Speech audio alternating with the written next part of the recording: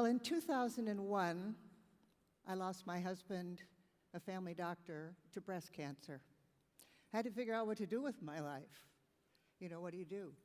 Your kids are gone, your husband's gone. What are you going to do next? So I joined Rotary, and I volunteered for a medical team in Guatemala. And they asked me, what can you do? And I said, well, I don't know. I'm a mom, you know? So what did they do? They put me in the kitchen.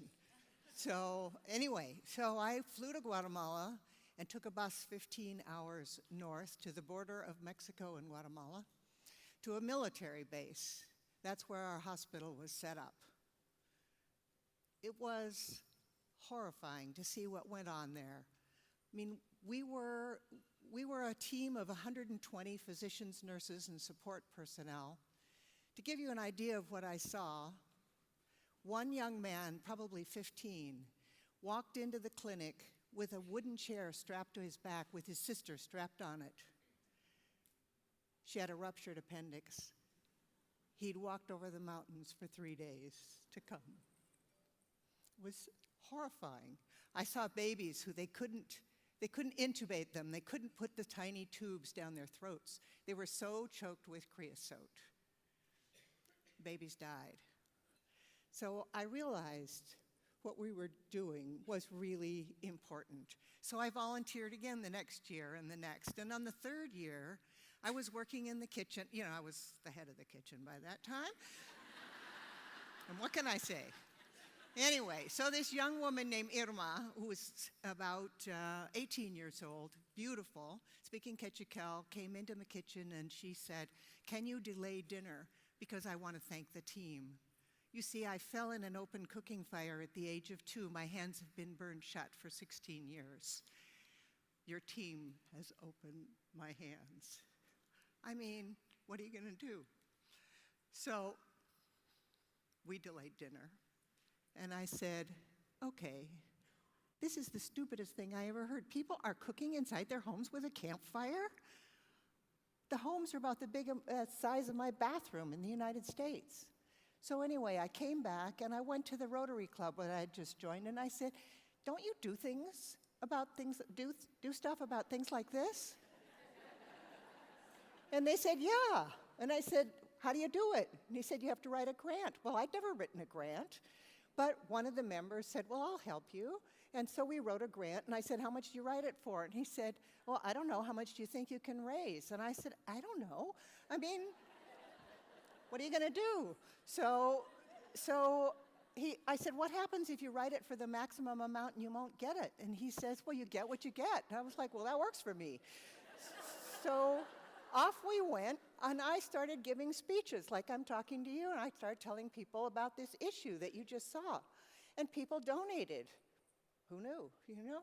Anyway, so with this first grant, we had a grant for stoves for Guatemala, where I'd been working. And I thought, oh, well, we can do a lot about this. There were some existing stoves, and so I hustled 10 of my friends. You all can do that.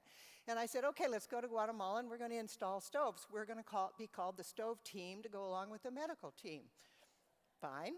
So these people came with me, and I thought we were hot stuff. We were kind of like one of your last speakers.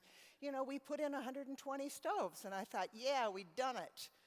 Well, guess what? Then I went home and found out the need in Guatemala alone was for 6 million cook stoves. So I kind of stopped doing that. And then who knew? The leading designer of rocket elbow cook stoves, of which this is one, lived 20 minutes from my home. I didn't know that. He knocked on the door and he said, you can't stop doing what you're doing. And I said, I'm over 60, I can do what I want.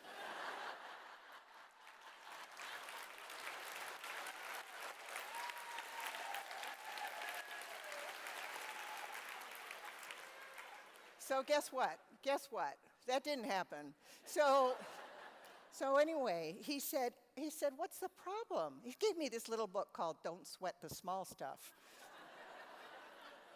So anyway, he said, what's the matter? And I said, you know, we're putting in these stoves and it's not enough, and they're made of 300-pound pieces of cement. And, you know, Guatemala, it's made up of 24 volcanoes. I said, and that's where people live, is on the sides of the volcanoes. And they can't carry all these heavy pieces up the sides of the volcanoes to put them in their homes. And he said, so what do you want?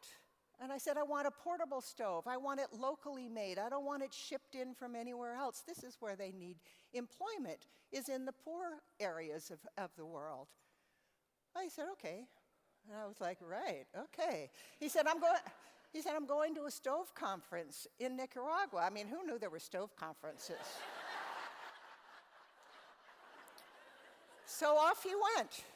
Off he went. And I thought I was done. And I actually bought golf clubs, you know. So anyway, about a month later, the phone rang. Hi, this is Larry. Oh, hi, Larry. Where are you? He said, I'm in El Salvador. What are you doing in El Salvador? Well, I've designed a stove for you, and I've found a guy who wants to produce them, and all you have to do is get down here or pay him $500 a month. And I said, I am not paying some random guy in El Salvador $500 a month, you know. And he said, well, then get down here. So again, I went to my Rotary Club and I said, okay, I am going to El Salvador and I'm going to meet this guy who's designed a stove. I have no idea what we're doing, but does anyone want to come? And we have pretty stupid people in my club. So 3 people signed up to go with me. Anyway, off we go to El Salvador, and we arrive at the airport, and there's Larry, and there's Senor Gustavo Peña with his Excel spreadsheet of our appointments for the week, starting with the Vice Minister of the Environment, and I hadn't seen the stove. Okay, so off we go. Larry explains the stove to the Vice Minister of the Environment, and he said, well, you see, it's made on the principle of what we call the rocket elbow. See the orange part in here? That's in the shape of an elbow. It's made out of what you might call Mexican roofing tile, or what we call baldosa. The way it works, you put in this thing this is fake. But anyway, it's made out of metal, and it's called a portaleña, which is Spanish for wood holder upper.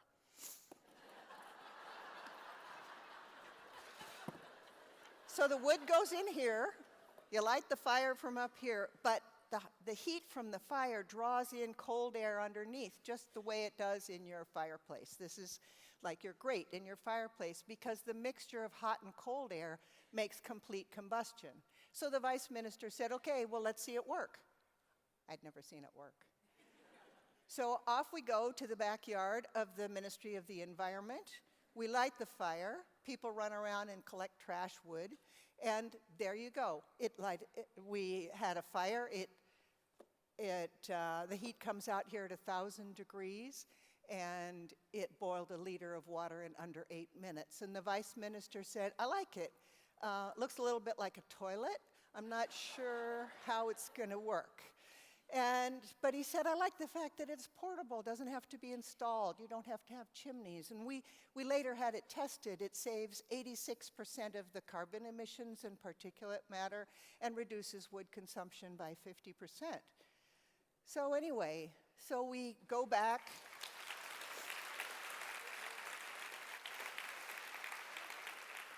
So we go back to this cheesy hotel where we're staying, and I'm surrounded by these Rotarians going, you can do it, Nancy. You can own a factory in El Salvador. Not my idea of fun. Anyway, so anyway, one of the guys is smarter than the rest, and he said, listen, we've got a huge need. We've got a great product. We've got a guy who wants to produce it, and we can raise money. The stoves just have to be subsidized. They only cost $50, but people work on $2 a day. So let's write a grant to provide Gustavo Peña with the money for 1,000 stoves. He'll set up a factory with that money, sell the stoves, we'll retain the money from the sales until he completes the project, and when he does, we'll give him that money back, give him 3 months' worth of money to continue operations. So that's what we did. And I thought, cool. He sold 1,400 stoves in the first year, paid back the money, and I thought we were done. But we weren't done. So the next thing that happened was a friend of mine from from Guatemala gave me a call and said, my friend Marco wants to start a factory. Do you want to help? So we wrote another grant. We started another factory in Guatemala. And then the next thing I knew, I was messing around in Central America, avoiding the rain in Oregon.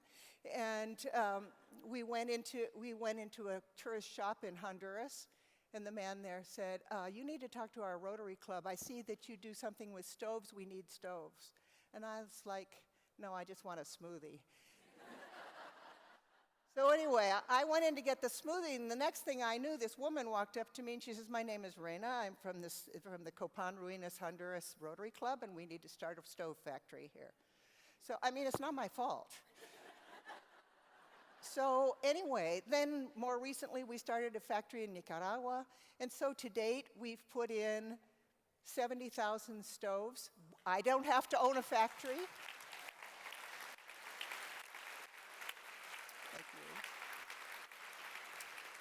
So all the factories are still going.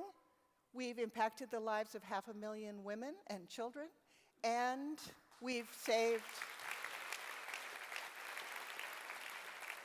I asked one of our employees, I said, so how much carbon have we saved out of the air? He said we've saved 1 billion pounds of carbon out of the air. So thank you.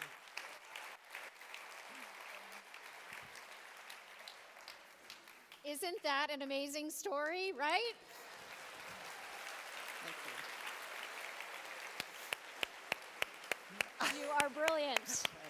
We now know why she won that Purpose Prize. Yeah. So Nancy, there are few things that are more tied to culture than cooking. So how do you respond when people would prefer to cook in more traditional ways, like over fire and things like that?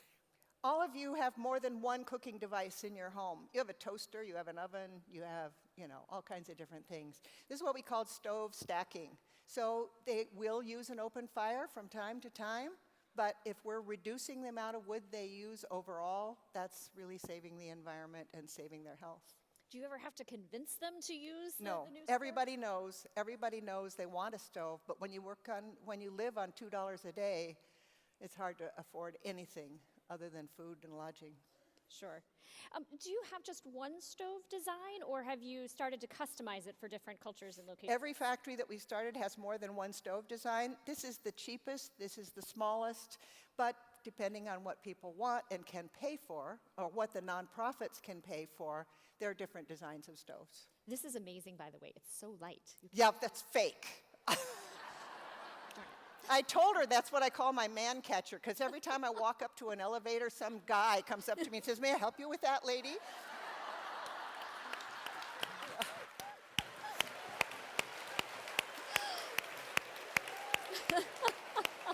You want me to sit down now? One more? One more. One Okay. more. One more. If you didn't laugh, I'd be on time. Okay, last question. What about solar? Do any of these ever run on solar? Have you thought about that? That would make a big impact to the environment, too. Babies get sick at night as well as during the day, and you can't heat up anything at night if you have a solar stove. So solar stoves are appropriate for sub-Saharan Africa when there's no other option. But in Guatemala, or in Central America, where there's a rainy season and the dry season. During the rainy season, you're not able to cook. So that wouldn't work for where we're working. Our stoves are targeted to Central America. Wonderful. Okay, if we could maybe have our other speakers join us on stage, Rochelle and Janice. We'll have maybe just a couple more questions. Thank you very much, Nancy. Thank you.